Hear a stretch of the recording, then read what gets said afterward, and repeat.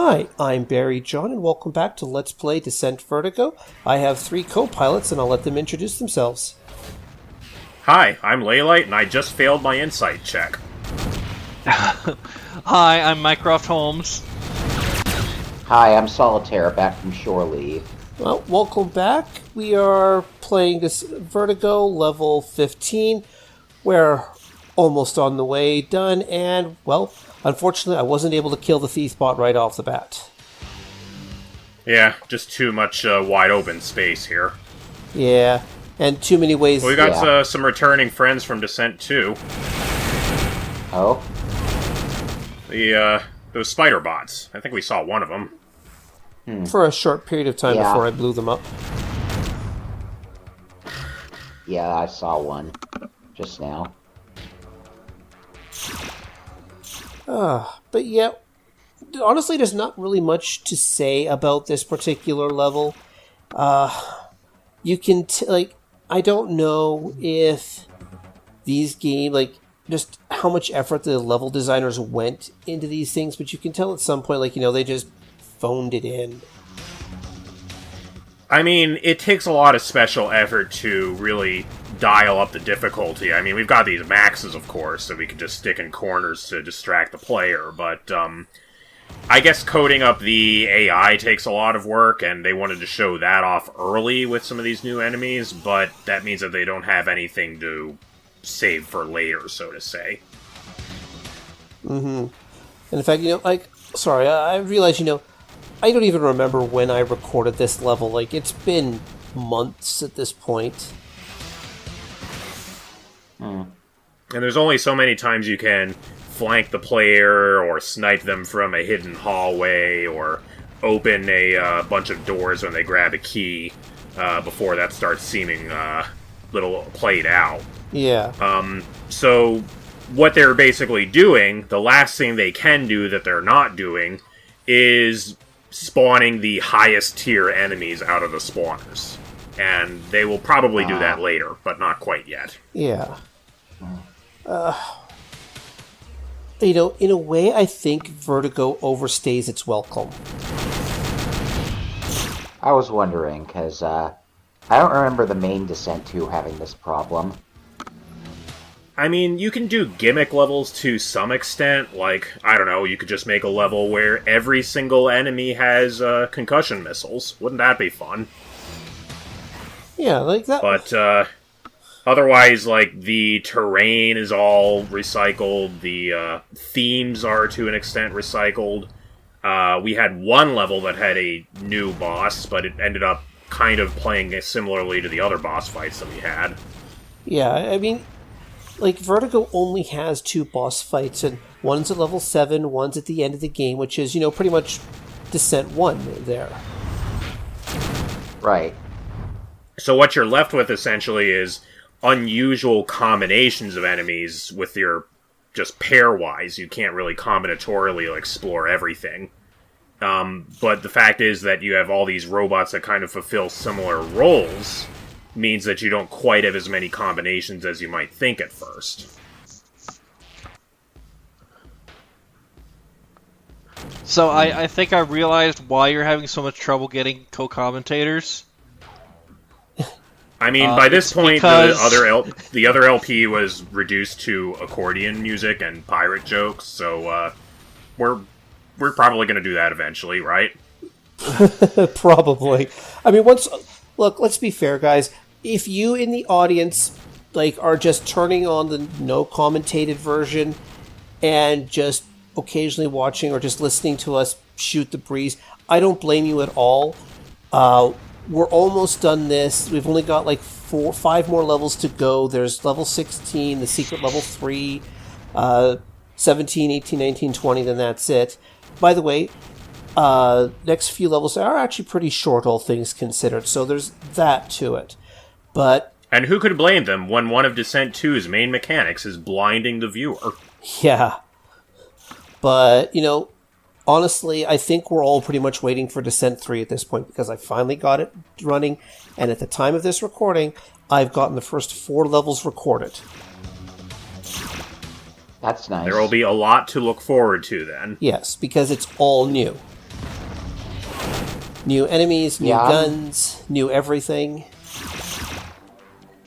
So you're saying that the Gauss cannon might be dethroned from its position? No. Absolutely. Not having played Overload at this point, I can tell you with a straight face that there is no weapon in Descent 3 that matches the Gauss rifle.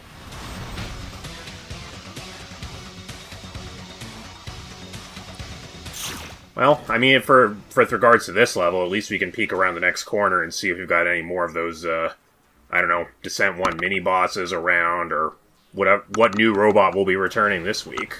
Mm-hmm. And which robot will be voted off the island. No, that's an old joke. Which robot is the weakest link? Jesus Christ. Who's the smoke monster gonna kill next?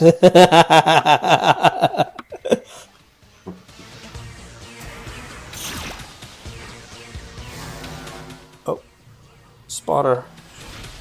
There it is, never mind. In a way, I guess, like, it's kind of disappointing that the only way of dealing with enemies in this game is to kind of shoot them down, or maybe blow them up with your mines or something. There's not really a lot of environmental hazards in this game. Like, you can't really knock enemies back and do force fields and get a lot of productive use done that way. And as much as I hate on lava, usually you can't use the whole lava exploding deal to be a serious environmental factor.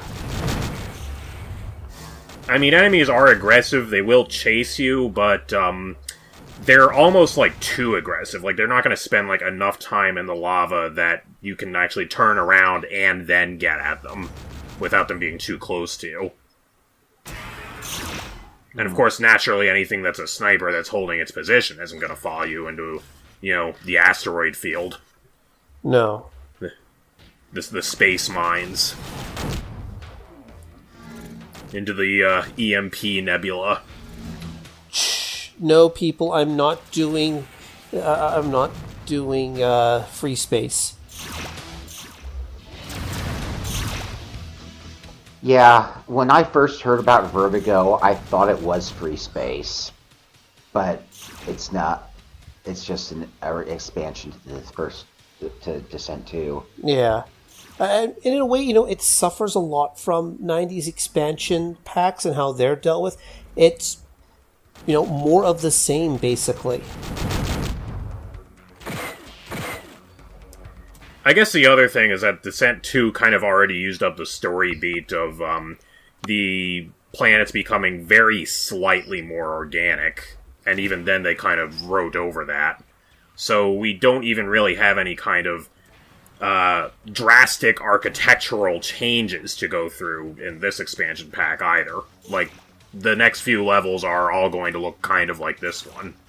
They'll do what they can to make the rooms look different, of course, and the textures. But as far as set pieces go, like, there's a reason that they're so memorable. It's because there's not a lot of them. Yeah. Well, to be fair, like, there's no new textures in Vertigo. It's all repeats of the same, you know, the same 6 walls. Yep, there we go. Get that thief bot. He's trying to negotiate with the hostages. There we go. Oh, I'm sure those hostages will be fine. They were just near a giant explosion. Yeah. They'll just turn sideways to the explosion, you know, 2-dimensional objects and all that. That was a actual enemy, a thing enemies would do in in Return of Matt Hazard. Oh, I really want to play that game, but I've never been able to. It's mediocre. It's mediocre, but it has a lot of good first-person shooter jokes. Like at one point, like I said, you fight not Wolfenstein-style Nazis, and one of the things they'll do is they'll turn sideways so you can't hit them from like where you're crouching. So, I've never played that game either, but I have a bit of a question as far as it pertains to parodies. To what extent does the game, like, fall into the very same traps of the things that it's trying to parody? It's very much a shooter of its time with conventional, that sort of design, but it makes up... like I said, it's mediocre playing it. It's a very generic shooter, but it very absolutely makes up for that in my mind with a lot of jokes about it takes itself tongue in cheek and it makes a lot of jokes about shooter design through the ages. Like they make a joke that he was once had his own kart racing game, which was a thing. So, is this the kind of game you would ever want to play a second time then? No. Okay. No, it's a sort of game you play once, you go, oh, that was kind of fun, and then you forget about it. I got it. I've heard about Net Hazard, but it wasn't anything good. I didn't even hear any love for the jokes. Yeah, it sounds like if I really want a nice... I think there's been an LP of it. I'm pretty sure there's been an LP of it. Yeah, it sounds like if I want a comedic shooter, I'd be better off playing Serious Sam. Don't play Serious Sam 4, I heard it was shit. Okay. Or Nuclear Throne. That game's good. Yeah. I played Ridiculous Fishing back when you could get it on Android. Yeah. It's like the only good mobile game I know of, and now it's not available to me anymore. Yeah, it's really sad whenever a game becomes unavailable, whether it's the publishers pulling it or anything like that. I mean, thanks to the internet, there's not really as much of a concept of abandonware as there used to be, but No. sometimes games just go missing from digital marketplaces, and that's a tragedy. Well, that's one of the nice things about Descent, is that the original creators did come back. They did do Overload, so the game hasn't been abandoned. It's Yeah, the rights holders are still around, at least. They're, responsive. They exist in a form that you can talk to. Mm-hmm.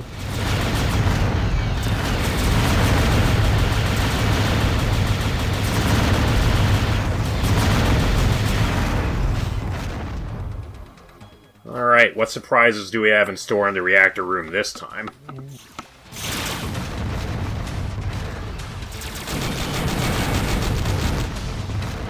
Nothing much, really, just your usual go left, go right, got enemies to both sides who'll hope to catch you in the crossfire. Yeah, looks like one of them's trying to lead their shots a little bit, but we've seen that for a while. Yeah.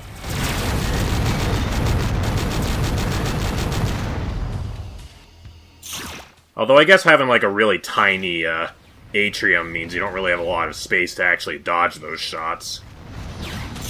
Because they kind of have a view of the doorway itself, too. Mm-hmm. But honestly, at this point, it's all over but for the reactor being blown up. Yeah, there isn't even a spawner in the reactor room. What were they thinking? Self-destruct. I don't know what they were thinking, but it is a pretty quick way out of here.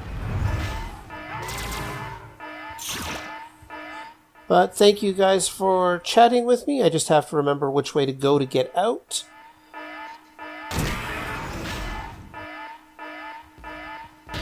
But there we go. You've played this so much and you haven't remembered everything? No. Good enough. And stop.